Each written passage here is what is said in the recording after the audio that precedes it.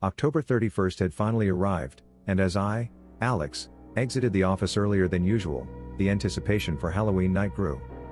My thoughts raced with past memories of crowded city streets filled with kids in costumes, but this year, I longed for something different.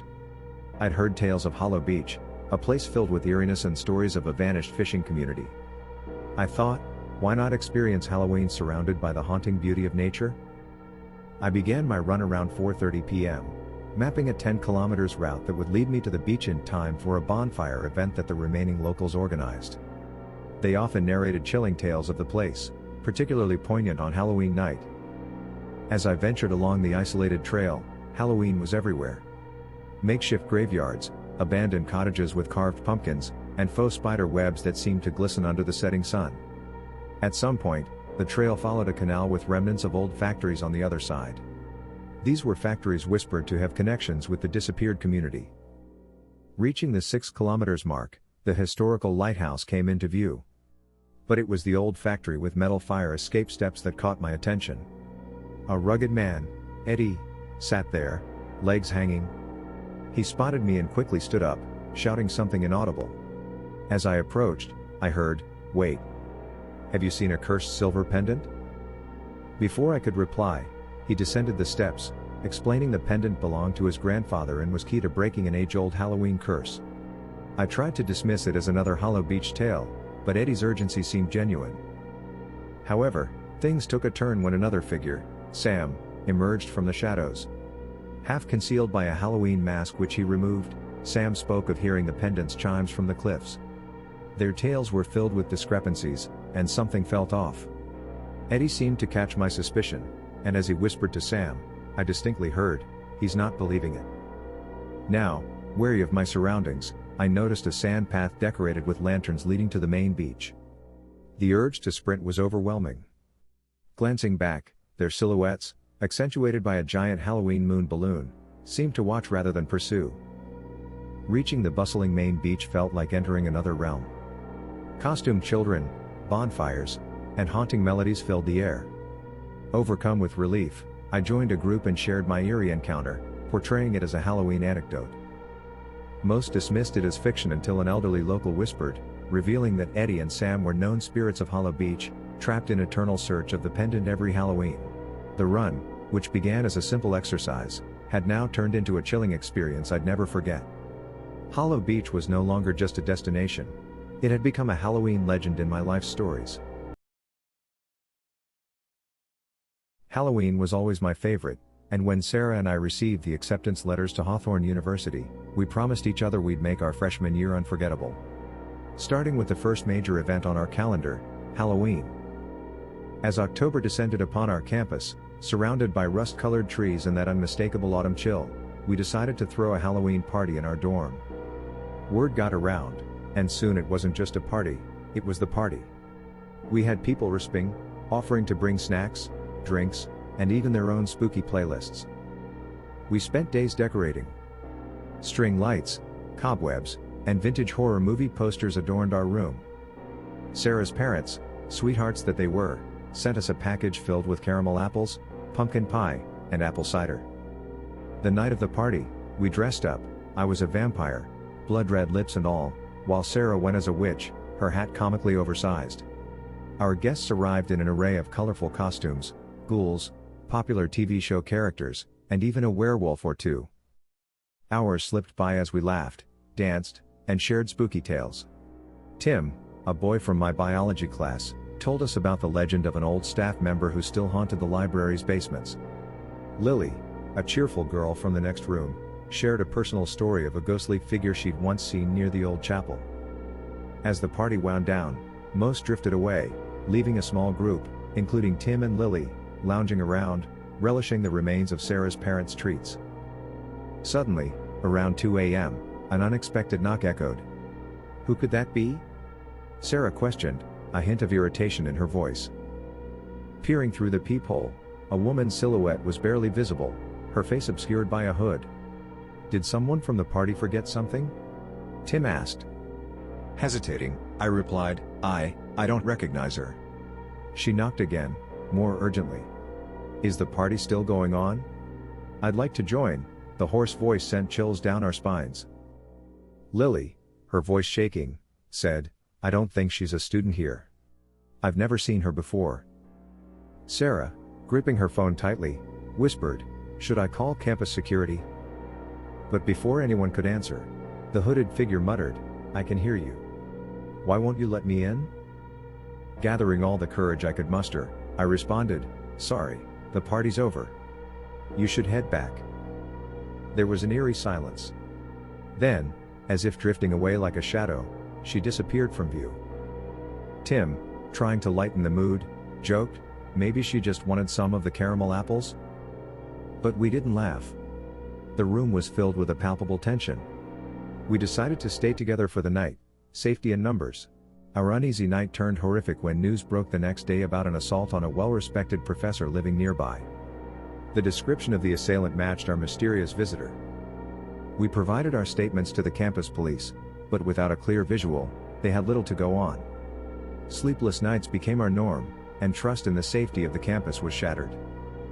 The assault was a stark reminder that behind the facade of festivities and joy, dangers lurked in unexpected places. We became more vigilant, looking out for one another. And though time moved on, the specter of that Halloween night lingered long after. Halloween has always been my favorite festivity. The excitement began with choosing the perfect costume and culminated in parties that were the stuff of legends. 2 years ago, the city buzzed with talk of a grand Halloween bash in a luxurious penthouse overlooking the skyline. My boyfriend Jake, our friend Chris, and I decided to join the fun, despite not belonging to that social circle. The apartment was a spectacle. Floor-to-ceiling windows offered panoramic views of the glittering city. Walls adorned with abstract art, a grand chandelier descending from the middle of the living room, and a playlist of the latest hits set the tone. Most of the guests had gone all out with their costumes. There were witches dancing with superheroes, zombies sipping cocktails, and even a werewolf DJing. Jake and I had a special history. We met during a previous Halloween event, both dressed as vampires. Our shared love for the supernatural had been the bridge to our relationship. Chris, on the other hand, was the outgoing, life of the party type. He introduced me to Jake, and the three of us had been inseparable since. As the evening progressed, the opulence of the venue was evident not just in the decor but also in the spirits being served. Many guests, not accustomed to the strong drinks, found cozy corners to nurse their intoxication. Enter Leo, the evening's host. His costume was impeccable, a modern-day Dracula. When we first noticed him, he seemed charming, even charismatic. But as the night unfolded, his demeanor changed. Reeling from a recent rejection, he was on the balcony, gazing longingly at a woman who left him. Our paths crossed, and we tried cheering him up with cliché reassurances. That was our inadvertent invitation into our evening. Leo grew fixated on me. It became increasingly uncomfortable, with his drunken attempts at closeness, following us from room to room like a shadow. A mutual friend, Amanda, who was dressed as Cleopatra, filled us in. Leo had made an unwelcome move on her earlier in the evening. And as we'd come to learn, this was typical behavior for him. "That's just Leo after a few drinks," someone whispered. Chris, noticing the atmosphere, decided to make an early exit. "Got a weird feeling about this one," he confessed as he left. In a bid to ward off Leo's advances, Jake and I exaggerated our relationship, becoming overtly affectionate. But this seemed to have little effect. At one point, Leo, barely able to stand, demanded our whiskey bottle. Trying to avoid confrontation, I handed it over. What followed was an awkward display as he combined it with his beer, spilling a good portion on me in the process. The final straw came when we found solitude in the penthouse's plush basement. It was filled with relics and souvenirs, perhaps from Leo's travels. But our peace was short-lived. Leo descended, eyes bloodshot, blocking our exit in a clear act of intimidation. What followed was a blur. A heated confrontation, Leo's inexplicable rage, and a struggle. Jake and I managed to get past him, but not without a struggle that left both of us with scratches and bruises. Rushing to the exit, we could hear the gasps and shouts from the waking guests. Among the chaos, Leo's voice echoed with a chilling confession, "I love her." Another guest, equally baffled, replied, "But you don't even know her." The cold night air was a relief as we made our hasty retreat. We promised each other never to venture into unfamiliar territories, especially on Halloween. And as for Leo, we hoped our paths would never cross again. Let me start by saying that I don't like people. When the pandemic hit North America, it was probably the best thing that happened to me. In any case, I spend most of my time online since I work for a data audit company. I'll tell you, it hasn't been much fun either, considering how crazy this year has been. Anyway, none of this has anything to do with the problem I'm facing, but I figured most people start rants like this with anecdotal notes, so here goes. In a nutshell, I like to be left alone. So when I went outside in early September and saw that my neighbors had already started decorating their house with all sorts of creepy things like inflatable Frankensteins and ghosts, I was a little discouraged. Admittedly, they do this almost every year. They have 4 boys, all in primary school, and of course they want the festivities to be big, so why should 2020 be any different? It's just that their house is right next to mine, so when I leave the house, it's the first thing I see every day. And now, thanks to these overly elaborate decorations, I was about to see even more of them. Gradually, each day, they were added to the house. A few dangling plastic bats here, a few cobwebs there. I did my best to ignore it. And I'm well aware of how I would sound around here, being the Grinch of Halloween to some, so naturally, I kept it to myself. But it all came to an end a few nights ago when I started hearing screams. They had set up big stereo speakers near the attic, I think because the screams coming from the attic were very intense. The sound was like they were able to literally snatch a piece of sound from the crime scene. Let me tell you, hearing that kind of noise at 3:30 in the morning is somewhat unsettling. I instinctively dialed 911 and complained. I wasn't going to stay up all night just because they wanted to turn their flat into a haunted house. Unfortunately for me, the police said that unless it was a serious problem that other neighbors were complaining about, it was not a violation of any noise ordinances in the area. You can't be serious. Would you just listen to this? How am I supposed to sleep now? Shouted I, holding the phone so they could hear. Maybe it was over the top, but I was pissed off and had every right to be. The operator reminded me that this line was for emergencies only and wished me good night, leaving me frustrated and sleep deprived. I went down to the kitchen, got a bottle of Jack and drank so much I passed out on the couch trying to keep up with the nasty screams. The next day I cooled down a bit and after breakfast I went to talk to my neighbor. Crossing the front lawn was like walking through a minefield, as the yard was dotted with pop-up ghosts and graves. The first few nearly gave me a heart attack as I moved toward the door, banging on it with my knuckles to get their attention. No one came. I tried again, but there was no answer, so I went round to the garage and tried there. It was open and I couldn't help but notice that their car was gone and there was a large pool of fake blood on the concrete floor. I stepped forward and noticed a few more decorations lying around, severed heads and body parts of zombies that I assumed would be laid out in the yard. There was a smell of high heaven all around. Pinching my nose, I walked to the door near the laundry room and tried again to get someone's attention, but no one came. Taking a deep breath, I stepped over the fake blood and stopped to see where the strange smell was coming from. There were rubbish bags lying by the garage door, wet from the recent thunderstorm, and I rolled my eyes, realizing that this had to be it. Despite the fact that I didn't care about my neighbors, I went and took the rubbish outside and then went back to my house, wondering if any of my neighbors would be interested enough to make a complaint. Barring this Halloween nut, the rest of the neighbors here are quite ordinary, but none of them live close enough to hear the noise. Instead, I decided that evening to try to record everything on a tape recorder so I could give the authorities a listen later and prove that I was dealing with a nuisance in my neighborhood. Back home, I took a shower and pulled out my equipment from downstairs to listen, but surprisingly, there was no screaming that night. Just silence. I didn't sleep a wink until well into the night. I feel like I'm saying this so old, but it's true. I thought that maybe they realized that I had called and complained about them, that's why they were silent. That's why I kept quiet and decided to try again the next day. Everything was the same. Not a sound. What's more, I started to notice that none of my neighbors were leaving the house. This guy has 4 kids, and it's hard not to notice them in the early morning when they're running for the school bus. Especially since the bus driver is polite enough to honk his horn to get their mom's attention and the littlest one to put a mask over his face. But nothing was happening now.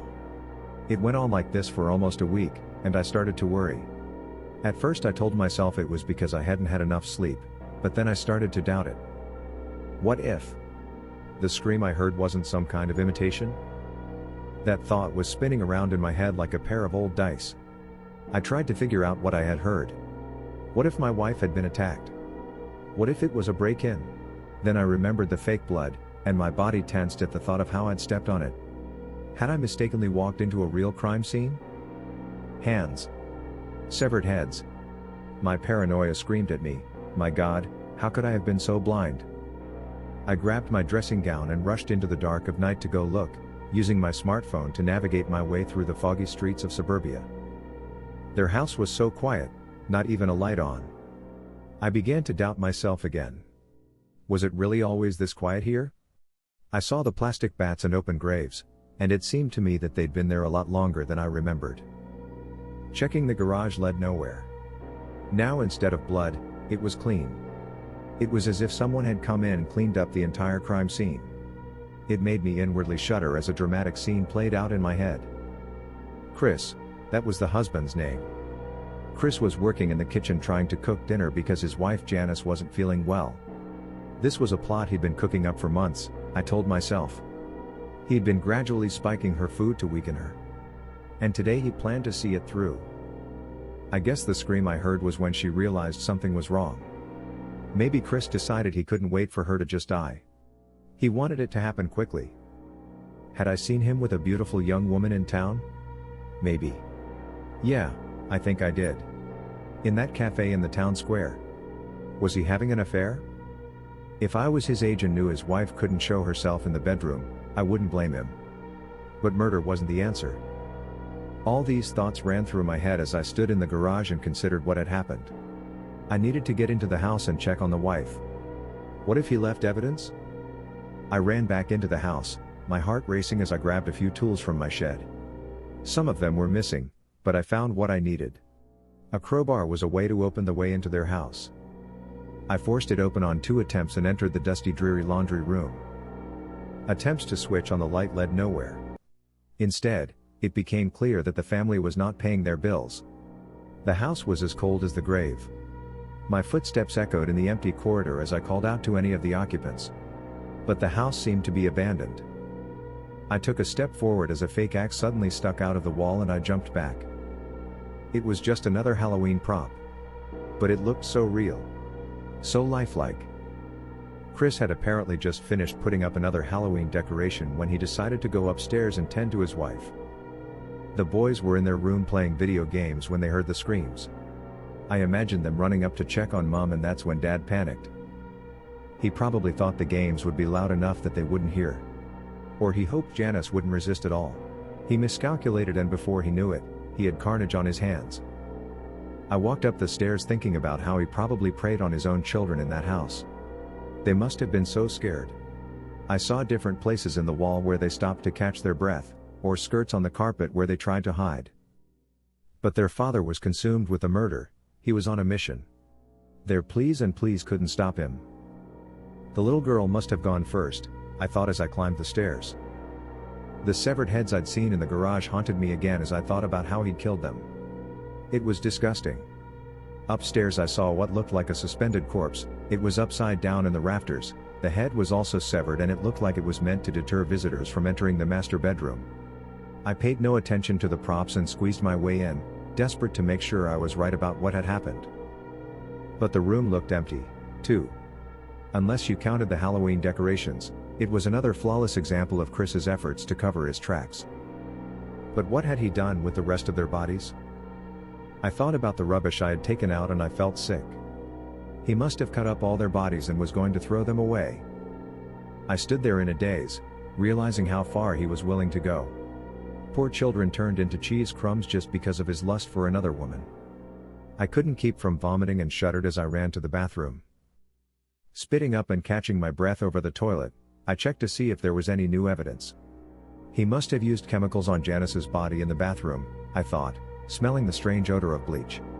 Dissolving her with acids would be the easiest thing to do. But how would he have access to something like that?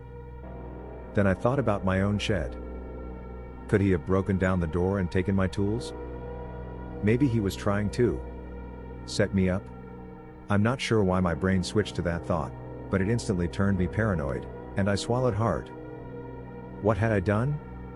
I'd already gone to the police. Should I write another report? But they hadn't listened to me the first time, and now I felt like I was going to be a troublemaker. What if I was wrong about all this? I need more proof, I decided. I went back to the corridor where the corpse was hanging and got a better look at it. My stomach churned when it dawned on me that it wasn't a prop. It was Chris. I started looking for a way to chop him up, hoping he was still alive. That seemed unlikely. There was no way someone could be alive in minutes, let alone days. Still, I did my best to cut him down and tried to resuscitate him. His skin was blue and his body was stiff. I felt sick to my stomach at the thought that he had killed himself by massacring his family. It was the only answer that made sense. But some part of me felt it was deserved, if my assumptions about how events unfolded were correct. There's no way a man with a conscience could live with himself after killing his children, I thought. I pulled out my smartphone and took some pictures, evidence to present to the police. Then I walked out of the house. Now that I knew the reality of what had happened, I felt like the house was haunted and I didn't want to spend another hour there. Not even 1 minute. Back home, I tiredly put the last pieces of the puzzle together in my mind. The only piece that didn't make sense was Chris's mistress. Surely she had to be looking for them? Where was she? I got some sleep and tried not to think about the fact that Chris might have gone after her too. The next day I was rudely awakened by the police. I didn't remember calling them, but I let them in anyway. What they told me made me feel sick. They came with a warrant to search my house. One of my neighbors reported suspicious activity in the area and the sound of screaming. I almost lost my senses. I was outraged that they had taken these reports seriously and not my own. But inside me, everything was turning upside down. What if Chris had somehow planted evidence against me before his suicide? The officers combed the house and brought in K9 dogs to sniff every corner. Not a few minutes later, they found rubbish bags. The same ones I was sure I'd taken with me on the road. Filled with body parts. Next was the shed. They found traces of my fingerprints on the tools used to kill the family. I started to feel nauseous, trying to find words that made sense. Of course my fingerprints had to be there. They were my tools, for God's sake. Not knowing what else to show them, I insisted that they check Chris's house. After all, that was where the real crime had been committed. They questioned me for what seemed like hours. I was literally certain that I was going to jail for this imaginary crime. I felt like my life was over. I was terrified. I was shaking like a leaf as I recounted what I thought had happened. This is just a misunderstanding. I pay my taxes. I donate to the city. And these people are sick. Stammered I. I told them it all started with a family obsession with Halloween. My mind started playing tricks on me again as I recounted the events. What if it was all one solid trick? What if none of it was real? I was going crazy, my world was spinning. Were they real policemen? If they were going to throw me in a cell and throw away the key. But if not, I panicked as they continued to write the report and told them I needed to go to the toilet. I went to induce vomiting and think. There was no way out if this was real. All the evidence was pointing to me. My palms were sweating and I started convulsing. There had to be a way out. I slammed my fist into the glass, causing the shards to shatter in my hand. My first one was bloody, but my hand wasn't shaking anymore. At that moment, a new version of events played in my head, one in which I was the culprit. I don't like people. I hate my neighbors. Their decorations keep me awake at all hours of the night, both Halloween and Christmas. This year I was hoping the pandemic would stop them, but it seems to have spurred them on even more. Did I really go there to confront them, get into a heated argument and kill them all? No, that couldn't have happened. I didn't remember doing that. A grim smile appeared in my reflection, sending shivers running down my spine. What's happening to me? I hit the glass again, trying to force it to shatter. The cops managed to break down the bathroom door and drag me out. The rest of the evening passed like a blur. They gave me something to calm my nerves and started telling me what had happened, the reality of what had really happened over the past few days. According to them, my neighbors had been dead for a year. And another neighbor, from the next street over, became concerned about my well-being when I thought I was checking on them more often. It was like I thought they were still alive. They didn't have any evidence to hold me because the trash bags the body parts were in didn't have fingerprints on them, so they could very well have been planted by someone else. They had been lying in my shed for a year, shredded and mutilated. The cops said goodnight to me as they finished their health checks. And I looked toward the neighbor's house. It was abandoned, a crime scene left over from a year ago, on Halloween, when I was already tired of their screams and antics. And as I looked at their decorations, I saw their ghosts standing on the front lawn. They were looking at me, pointing at me for their deaths. Now I know how this Halloween is going to go, because even though I didn't expect this nightmare, I am now part of their celebration. I had just moved into my current apartment in Rains Park, southwest London, and was still quite unfamiliar with the area. My current bosses and managers now know that I am still fighting a losing battle with the lack of reliability of Southwest trains and, as a consequence, have less than reliable timings when it comes to getting to work on time. This is a struggle I had hoped to circumvent by buying a bicycle. But unfortunately, all too often the London weather and my inherent idleness conspire against each other and I am once again forced to commute to and from work by train. While some people know about the trains preventing me from getting to work on time, few people know about the problems I have when I get home.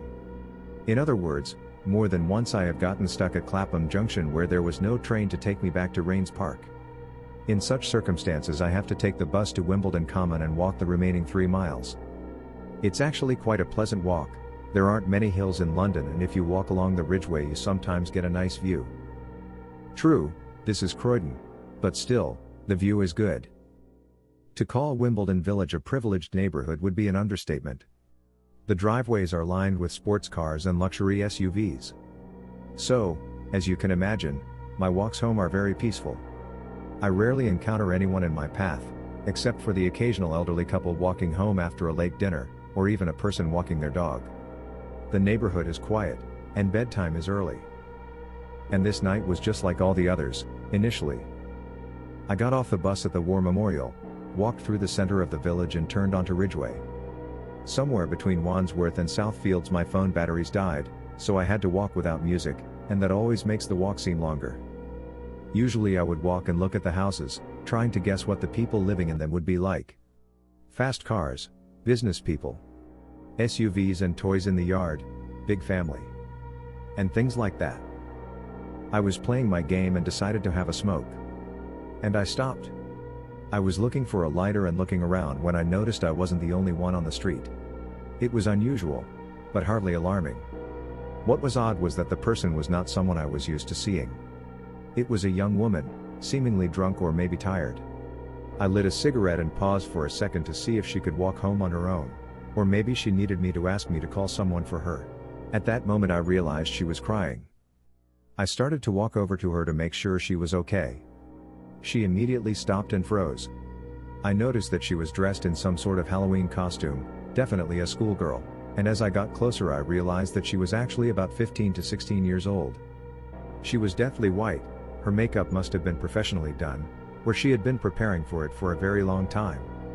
I started to think that maybe her friends had made fun of her costume and she had run away from the party, drunk and upset. I began to feel a certain unease when I noticed that she was looking directly at me as I approached.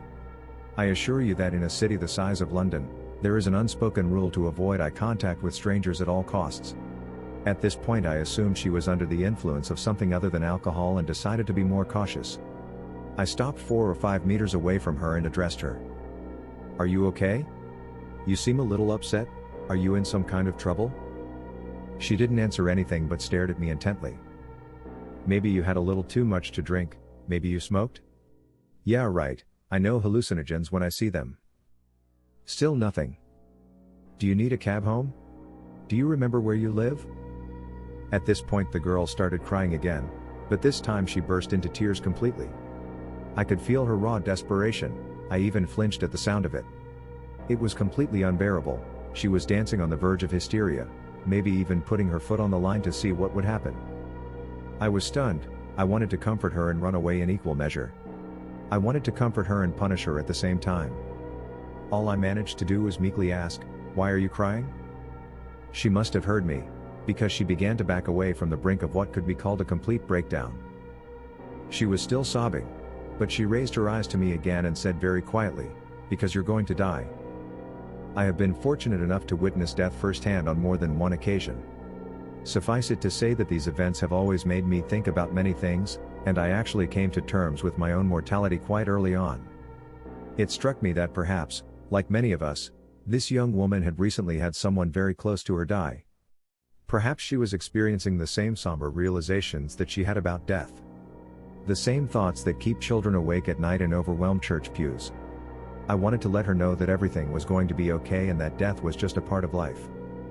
However, all I managed was a slightly incredulous, "I know." To this she seemed slightly taken aback, almost angry. She replied, "You're going to die and he's going to kill you." Alarm bells went off in my head. I began to feel more than in danger. And I immediately decided that it was no longer my responsibility to dissuade this girl from the bad high she was in. Hadn't the venerable Hunter Thompson himself warned us of the dangers of underestimating a drug's ability to possess a person? "Good luck," I said and, turning, began to walk away. After walking about 5 steps, I quickly looked back and saw that she was still standing there. She lowered her head and started sobbing loudly again. I quickened my step and soon walked around the natural bend in the road, leaving her unnoticed. I was agitated. I remember putting my headphones back in my ears and trying to play music from my phone, but remembered it still wasn't working. It was still 2 miles to the house, but at the pace I was going, I was sure I could cover that distance in less than 20 minutes.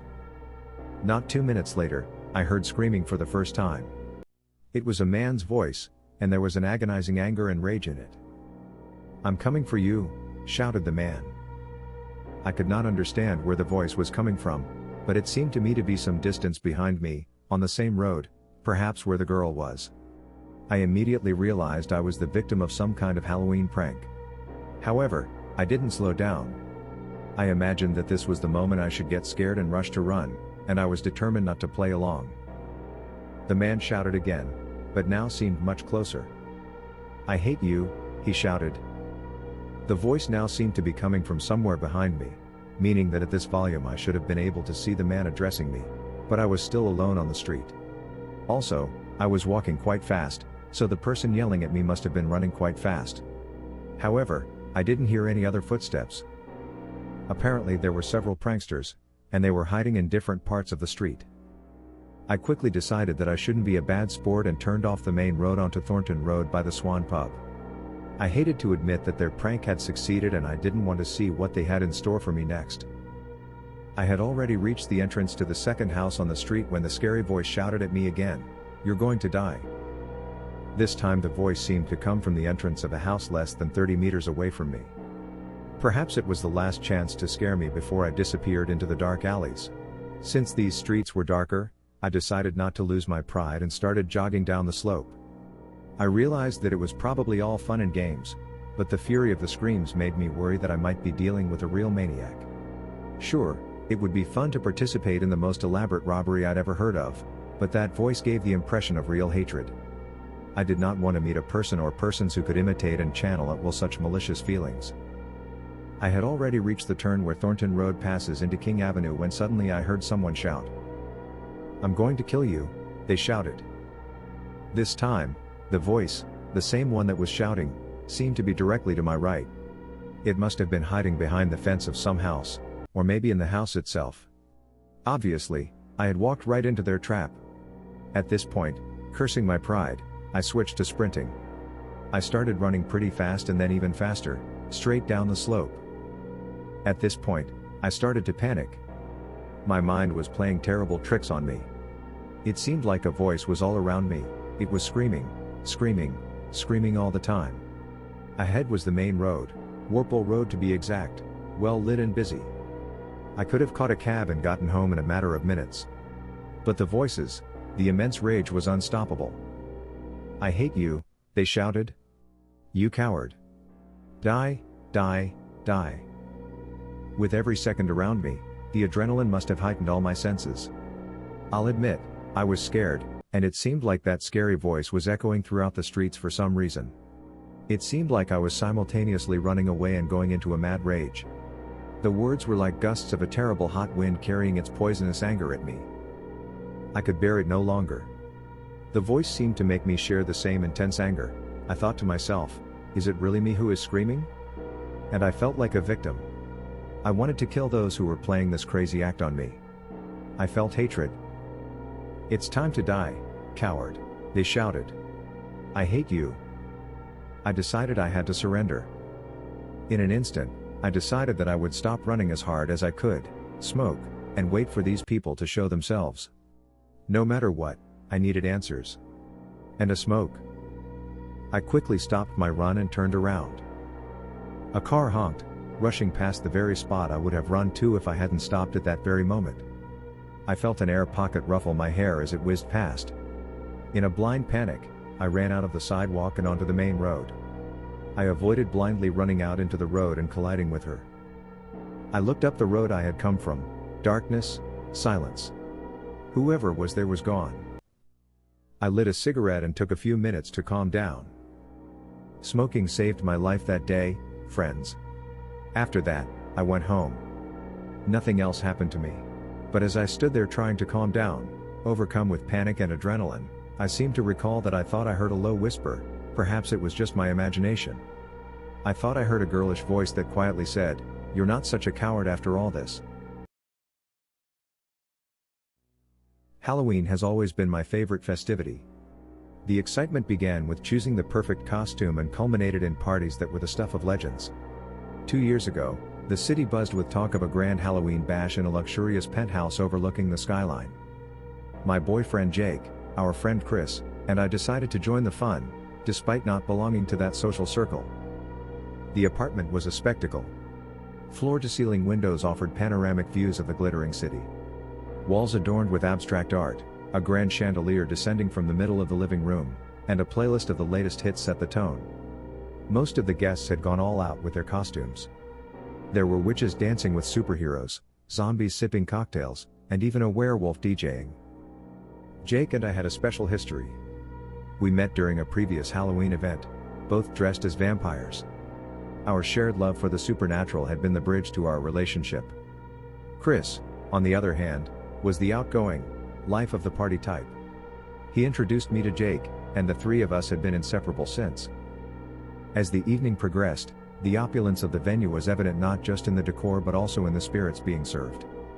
Many guests, not accustomed to the strong drinks, found cozy corners to nurse their intoxication. Enter Leo, the evening's host. His costume was impeccable, a modern-day Dracula. When we first noticed him, he seemed charming, even charismatic.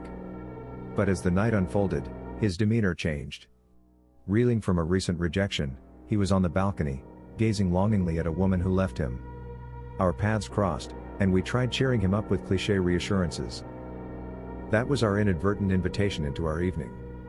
Leo grew fixated on me. It became increasingly uncomfortable, with his drunken attempts at closeness, following us from room to room like a shadow. A mutual friend, Amanda, who was dressed as Cleopatra, filled us in. Leo had made an unwelcome move on her earlier in the evening. And as we'd come to learn, this was typical behavior for him. "That's just Leo after a few drinks," someone whispered. Chris, noticing the atmosphere, decided to make an early exit. "Got a weird feeling about this one," he confessed as he left. In a bid to ward off Leo's advances, Jake and I exaggerated our relationship, becoming overtly affectionate. But this seemed to have little effect. At one point, Leo, barely able to stand, demanded our whiskey bottle. Trying to avoid confrontation, I handed it over. What followed was an awkward display as he combined it with his beer, spilling a good portion on me in the process. The final straw came when we found solitude in the penthouse's plush basement. It was filled with relics and souvenirs, perhaps from Leo's travels. But our peace was short-lived. Leo descended, eyes bloodshot, blocking our exit in a clear act of intimidation. What followed was a blur. A heated confrontation, Leo's inexplicable rage, and a struggle. Jake and I managed to get past him, but not without a struggle that left both of us with scratches and bruises. Rushing to the exit, we could hear the gasps and shouts from the waking guests. Among the chaos, Leo's voice echoed with a chilling confession, "I love her." Another guest, equally baffled, replied, "But you don't even know her." The cold night air was a relief as we made our hasty retreat. We promised each other never to venture into unfamiliar territories, especially on Halloween. And as for Leo, we hoped our paths would never cross again. The Halloween I moved to Eastvale remains vivid in my memories. Being only 12, moving during the summer to this secluded town felt like I was venturing into another world. From the bustling city to the calm of Eastvale's woods and meadows, the transition was jarring. My mom insisted time would help. And as September's cool winds breezed through, loneliness seemed to be my only companion. New beginnings are always hard, especially when you're the new kid in town. School was challenging, making friends seemed impossible. Until I met Lila. Lila was a regular at the old Eastvale coffee shop, always nestled in a corner, engrossed in a book or doodling in her notebook. Her hair, deep brown like roasted coffee, shimmered under the shop's lights. The warmth of her eyes, the laughter hiding in her voice, made our first conversation seem predestined. "Hi," she began, not lifting her gaze from her book. "You're Eli, right?" "Yeah, how did you?" "You're the talk of the school, new kid," she said, eyes twinkling. "And we're in the same history class." We chatted about life, school, and our hobbies. She spoke of her life with her dad and how she used to love school before things got complicated at home. Every conversation with her was an escape, a fleeting moment of normalcy in my otherwise unfamiliar surroundings. Our bond grew stronger, and Lila soon became my tour guide, introducing me to Eastvale's hidden gems. We'd often wander around town, with her sharing tales of every street and corner. Our favorite spot was a secluded clearing in the woods, which she playfully named our hideaway. However, as October approached, I couldn't help but notice the marks on Lila's wrists. Whenever I inquired, she'd divert the topic or go silent. One evening, at our hideaway, she murmured, "Sometimes, I wish I could escape it all." October 31st arrived, and we were ecstatic about Halloween. I went as a modern-day zombie with augmented reality effects, while Lila dressed as a mysterious enchantress. The night was magical, full of laughter, candy trades, and countless memories. But as the evening neared its end, Lila grew distant. Standing at the edge of our hideaway, she whispered, "I should get home," before disappearing into the night. That was the last time I saw her. Rumors about her disappearance circulated. Some said she ran away, while others whispered darker theories. My heart ached, wondering why she left without a word. Years passed, and Eastvale became a part of my past. Yet every Halloween, Lila's memories haunted me. Was she okay? Did she find her peace? This Halloween, with my 5-year-old son, Max, I decided to revisit Eastvale. As we ventured into town, my phone buzzed with notifications, momentarily distracting me. When I looked up, Max was gone. Panicking, I followed a soft tune that Max was humming, leading me to our hideaway. To my shock, at the edge of the clearing stood a figure, resembling Lila in her enchantress costume. I hurriedly grabbed Max, relief washing over me, but he was fixated on the figure. "She told me a story, Daddy," Max whispered, pointing at Lila's apparition. The moonlight revealed her spectral form, her eyes still holding the warmth I remembered. A silent plea for forgiveness and perhaps, a final goodbye. And just like that Halloween night years ago, she vanished into the Eastvale woods, leaving behind memories, mysteries, and a hauntingly beautiful legacy. As far as I know, most people in Africa are not familiar with Halloween. I once explained to an ex-girlfriend of mine that it's the time of year when people celebrate the appearance of ghosts, and she nearly ripped my black skin off because she thought I was playing a joke on her. In hindsight, I didn't quite explain the creepy holiday correctly. Anyway, the thing is, most of my friends, family, significant others, and acquaintances don't know about Halloween. I come from a country in southern Africa, and I'll be honest, Halloween doesn't have much significance here. I will not reveal my name or the name of my country because some things in this story are illegal and I don't want to end up in the big house again. I only know about Halloween because of the many European and American horror movies I watch, not to mention being a devoted patron of internet sites like Reddit and Creepypasta. But even knowing about it, I've never been a fan of Halloween. That all changed last year when, coincidentally, I had to move in with my parents. First, let me explain how this 35-year-old man ended up back at his parents' house. I had never been officially employed. I had been involved in a few dubious trades around town that provided my bread and butter. I was what most people would call a con man, con artist, or con artist. Before you judge me, you should know that this profession was not my dream as a child. My country's economy is not that good and decent jobs are hard to find. Anyway, one day a deal fell through and it cost me my house, furniture and car. It forced me to move back to my parents' house. I'm unmarried and have no children, so my parents didn't complain much, since I wasn't feeding any extra mouths. One evening in early October last year, I was reading articles online, and suddenly realized that most of them were about Halloween. That's when it hit me that we were getting close to this spooky holiday. A light bulb went off in my head and dollar signs flashed before my eyes. I had an idea. This idea would make me big money, I could feel it. I was to create a haunted house. I had the perfect house. The house next door had been empty for years. Different families had moved in when I was growing up, but never stayed longer than a year. I never gave it much thought and assumed it had to do with rent or bills. My parents live in a luxury suburban neighborhood and most people can't support the costs associated with living in that area. I knew that the real estate agency that owns the house has security guards to keep order. I knew one of the guards. His name was George, he had swarthy skin, was thin as a tail's, bald as a coot and had a bushy mustache. When I had the chance, I always chatted with him for hours at a time. He would pour his heart out to me. He talked about his wife, his family, his job, his boss, and many other things I had no interest in knowing about.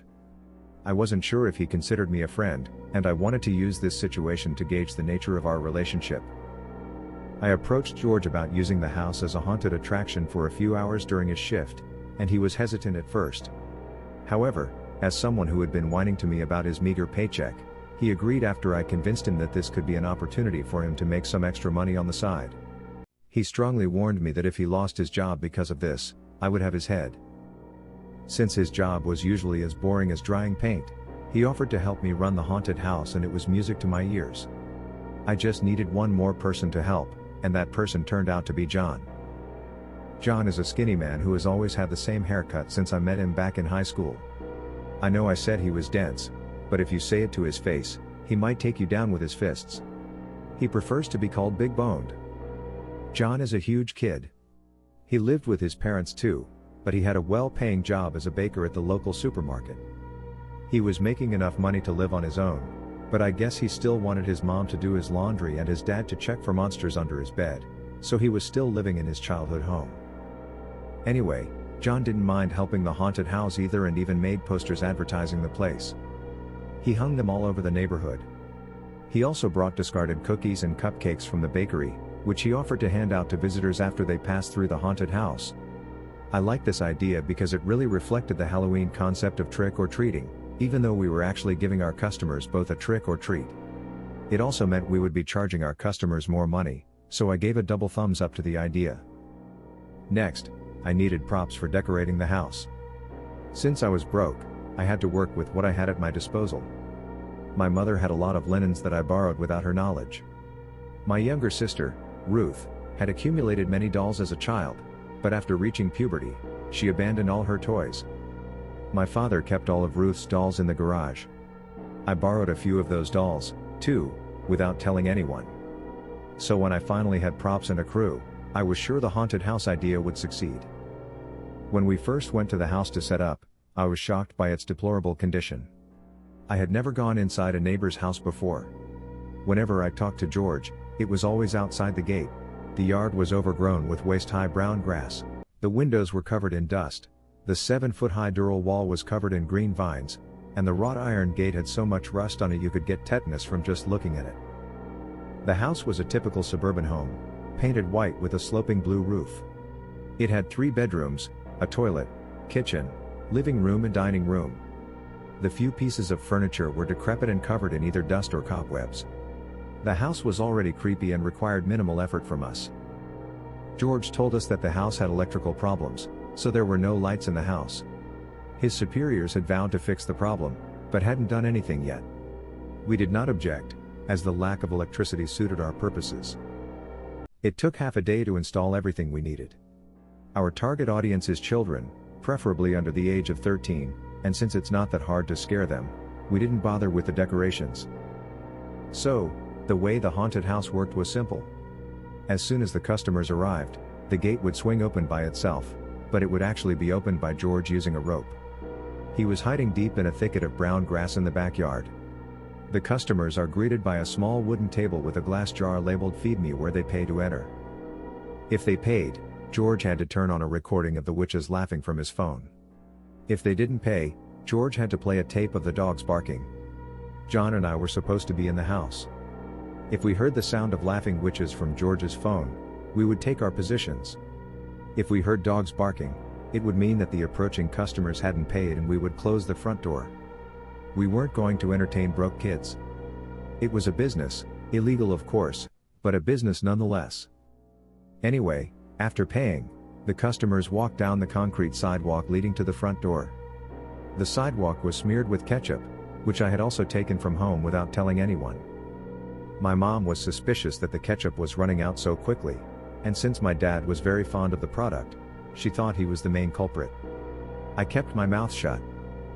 Along the walkway grew tall brown grass in which we planted doll heads on sticks. Customers would walk down the sidewalk and enter through the front door, which led into a spacious room where dead lizards hung from the ceiling on ropes. The dead lizards were provided by George. I have no idea why or where he got them, and frankly, I don't want to know. The loud crying of a baby attracted the attention of the visitors, and they followed the crying to a closet in one of the rooms. No sooner would they reach the closet than a doll with a butcher knife would pop out of there, designed to chase the customers out of the room. John will be in the closet playing a recording of a baby crying on his phone. He would also pull strings to make the doll walk and make threatening hand gestures. That doll was scary to look at, even for me. I have no idea why my sister kept it as a child. She looked like a stand-in for Chucky, shiny porcelain skin, a vicious smile on her scarred face, long mussed orange hair. The clients would then make their way to the master bedroom, where I would be located. We called this room the White Room. The only furniture in it was a small rickety table, a wooden rocking chair, and a large built-in bookcase. All of this furniture would be covered with white sheets. I would also cover myself with a white sheet and stand by the bookcase, waiting for customers to come in. The sheet I often used was long enough to cover my entire body, including my legs. I was always afraid that one day I would trip and not only fall, but embarrassingly expose myself in front of the customers. Fortunately, that never happened. When customers entered my room, I had to run at them and chase them out of the house. When they got to the gate, they would find that the jar with the entrance fee was gone and in its place was a plate of muffins or cookies. Not a bad haunted house for guys with zero budget, right? The first week, business was booming. John publicized our haunted house well. His posters were very tempting. I warned him to only advertise in our neighborhood. We didn't want George's bosses to find out and arrest us. John even spread rumors that the old occupants of the house were Satanists who sacrificed children for fortune and fame. This news spread like wildfire and brought many clients to us. Since our suburban neighborhood was very boring, people were always eager to throw themselves at anything that entertained them. At first, the main customers were children, but as time went on, both teenagers and adults also became interested in our haunted house. George's shift usually started late at night and John finished work at noon, so we would open the haunted house at 4 o'clock and close it around 7 in the evening. For 2 amazing weeks we did a lot of money, which we split 3 ways. I was having the time of my life and thinking about milking this cow until it ran dry. I wanted to run this business for the rest of the year. However, one fateful night forced an early retirement from this dream job we didn't even realize we had. It was 2 days before Halloween and it was almost closing time. It was already getting dark, and we agreed to do one more show before we parted ways. A gaggle of girls could be heard giggling from the hallway and a male voice said, "Oh, how scary." The sarcasm in his deep voice was all too obvious. The group of customers continued to cackle as they headed towards my room. I heard one of them complaining that it was a waste of money. They reached my room and stood at the door. The sheet covering me was pure silk, so I could see through it. The glints of moonlight shining through the empty windows were enough to confirm what I had already guessed. It was a group of teenagers. Teenagers were problematic for many reasons. Most often, they didn't want to pay. They were hardly intimidated by our tricks, and some of them thought it best to write on the walls, steal or break something in the house before they left. This group consisted of 2 girls and 1 guy. One of the girls had dark skin, short hair, and brown eyes. The other girl had long black braids tied into a ponytail, fair skin, and dark brown eyes. Both were dressed in white denim shorts and a pink and red t-shirt respectively. The guy accompanying them was of strong build with thick black afro hair. He was wearing tight blue jeans and a gray t-shirt. "What's going on here?" the guy asked as the trio entered the room. The girls giggled, snuggling up against each other. "This is really innovative, dude. We can see you under the sheet," the guy said. I sighed at being so easily divorced, but immediately realized that the teenager wasn't talking or looking at me. He was looking in the opposite direction from where I was standing. In fact, all 3 of them were looking that way. I followed their gaze and my heart sank. A few feet to my right, there was someone sitting on a rocking chair in the room. His humanoid body was covered by a white sheet. Thoughts flashed through my mind as to who it could have been. I thought it might be George or John. The figure slowly stood up from the rocking chair and the cracking and crunching of bones was heard from under the sheet. The humanoid figure was of colossal stature. She was about 8 feet tall and as slender as a willow tree. There were boots sticking out from under the sheet. Her legs were pointed sideways like Charlie Chaplin's. And just like Charlie Chaplin, his shoe size was ridiculously long. The figure's shiny black leather shoes resembled those of a cartoon clown. Suddenly, the figure began marching toward the teens. With each step, its Bugs Bunny-sized shoes clattered forcefully on the wooden floor. The teenage girls wrapped their arms around each other and trudged after the boy. "Hey kid, we realized you're a ghost. You scared the girls, but now you need to stop," the teenager said. There was a sense of malice in the figure's gait, like a bouncer approaching a person causing trouble in a club. Her giant steps were rapidly closing the distance between her and the teens. "Okay, that's enough, buddy. Don't come any closer. I'm warning you. I have fighting skills," shouted the boy towards the figure. But the figure was already closing in on them. The teenager kicked the sheet with a swing and it fell to the floor, revealing no one beneath it. The leather boots, which were the size of ducks' feet, disappeared, too. My knees buckled, and a wave of anxiety swept through my skinny body as I stared at the sheet spread out on the ground. The faces of the teenagers turned pale with fear. The girls' vanity vanished and the boys' bravado evaporated. They screamed so loudly that I didn't realize I was screaming along with them. I started running toward the door, and the teenagers noticed me. They probably thought I was another ghost chasing them and rushed out of the room. They ran down the hallway in lightning speed and out the front door. No sooner had I left the white room than I was stunned and turned back, and my heart jumped to my throat at what I saw. A gaunt humanoid figure was rising from beneath the sheet. It was abnormally tall again, and it was wearing inhumanly long boots again. I yanked the sheet to the floor and ran like the wind. I raced down the hallway and sprinted out the front door. I yelled for help to John or George, and I think I even called out for my mom. George stopped me before I ran out the gate and asked me what was wrong. I was too scared to answer, so I just pointed at the house. Out of the house, staggering, came John and asked the same question George had asked. Taking a few deep breaths, I tried to explain, but I was interrupted by a sound coming from the house. It was the sound of a crying baby. "Did you leave your phone in the house?" I asked John.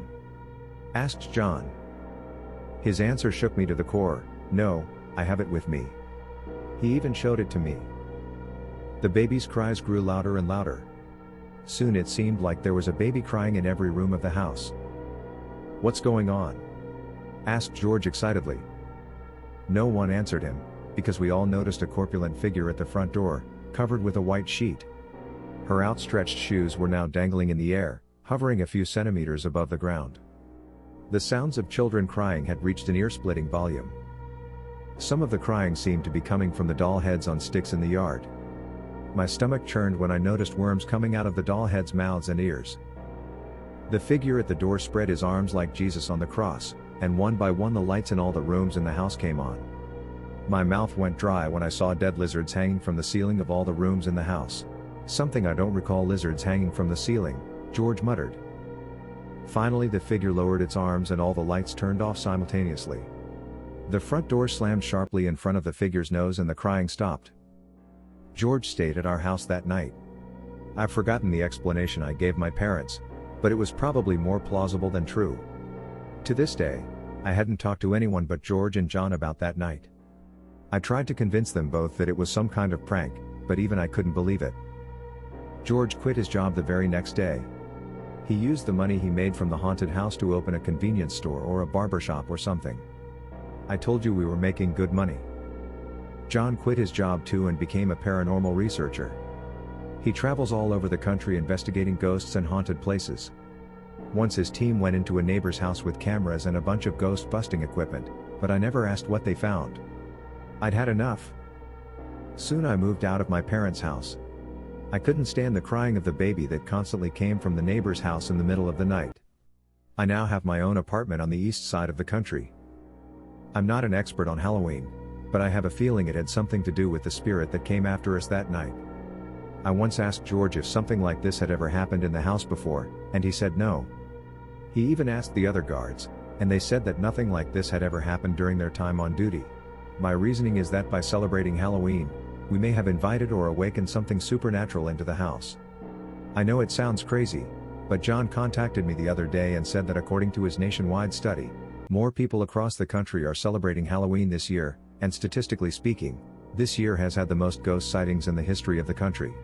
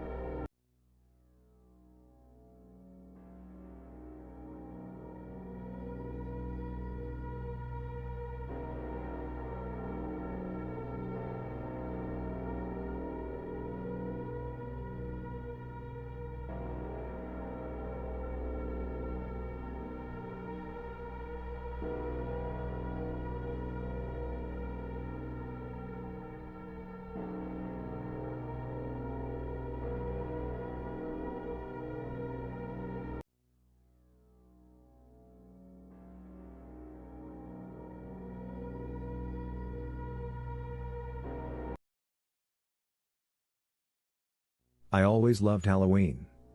As a child, the thrill of dressing up, the crisp autumn air, and the excitement of collecting candy with my friends made it my favorite holiday. By the age of 12, though, I had stopped going out on Halloween nights. And here's why. Last year, when I was 11, the buzz in the town was all about a mysterious stranger seen near the woods. There were whispers about it being haunted this time of year, but honestly, who believed in those old wives' tales? My friends, Mia, Jake, and I, decided to explore our town's edges, closer to the woods. We put together DIY outfits. Mia was a pirate, Jake a zombie, and I tried a werewolf. We began our candy collection, heading towards the outskirts of town. The first stop was Mrs. Thompson's. She's a widow in her 70s, and she answered the door with a sudden gasp. "Oh, my stars. Your costumes," she stammered, handing us a generous portion of candy. We exchanged confused glances. Our costumes weren't that special. But hey, candy was candy. The next stop was Mr. Pearson's. A tech geek in his 40s, he too had a startled reaction. "Gosh, you almost gave me a heart attack. That's a fantastic getup." We laughed it off, again attributing it to our Halloween spirit, even if our costumes were just thrown together last minute. But the real deal was Ms. Rodriguez's house. Known as the crazy cat lady because of the horde of cats she had, she also had the most Halloween candy. Though hesitant, our sweet tooth led us to her door. The door opened with its notorious creak. "Well, hello," she said. We enthusiastically shouted, "Trick or treat." She studied us with an intense gaze. A cold shiver ran down my spine, it felt like someone was right behind me. She chuckled, "You three always bring the best entertainment. Especially the tall shadow man trailing you." We exchanged nervous looks. "What do you mean?" Mia asked hesitantly. She pointed behind us, the one in the hood, lurking right there.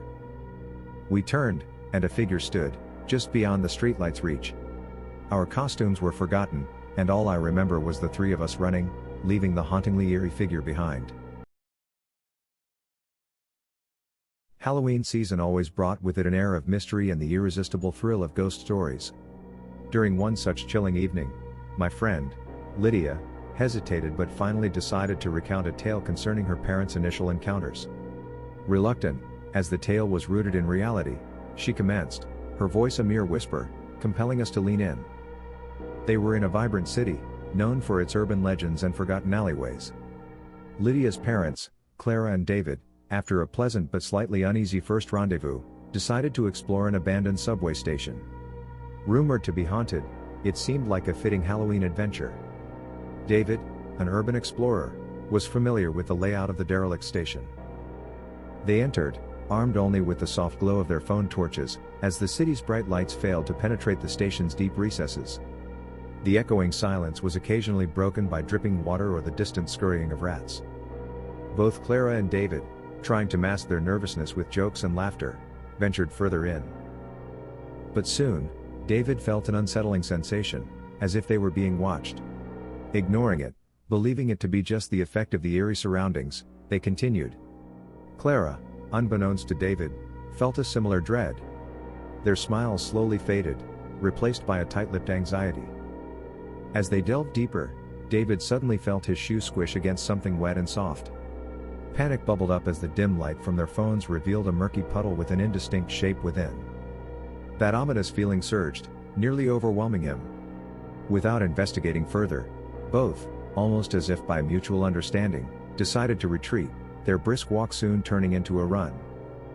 Years later, as a married couple, they stumbled upon a documentary detailing the crimes of a notorious murderer, Victor Hale, who had terrorized the city during that era. As they listened, horror washed over them. Victor recounted an incident where he had pursued a victim into the very subway station they had ventured into. He detailed how he was in the process of hiding the evidence when he heard footsteps. Hiding swiftly behind the old ticket counter, he watched as a young man stepped on what he had left behind, only to hurriedly leave with a girl. Realization dawned. The urban legend wasn't just a story, it was their story.